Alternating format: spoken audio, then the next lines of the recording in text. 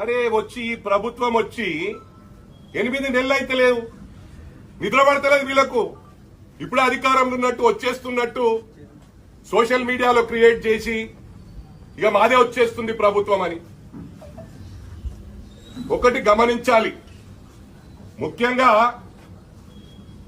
అంజనేయులు గౌడ్ అన్న కూడా, మరి అదే విధంగా రాజిరెడ్డి అన్న ఎన్నోసార్లు నర్సాపూర్ లో ప్రెస్ మీట్ పెడదాం, పెద్ద ప్రోగ్రాం పెడదామంటే నర్సాపూర్ చాలా బ్రహ్మాండమైన పార్టీలకు అతీతంగా అందరూ కలిసిమెలిసి ఉంటారు. మనం అక్కడ రాజకీయం చేసే అవసరం ఉండదు.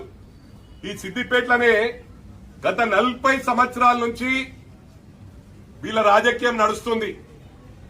మనం అక్కడ కాన్సన్ట్రేట్ చేద్దామని చెప్తే వాళ్ళు ఒప్పుకోవడం జరిగింది. ఎప్పుడు కూడా నన్ను రమ్మని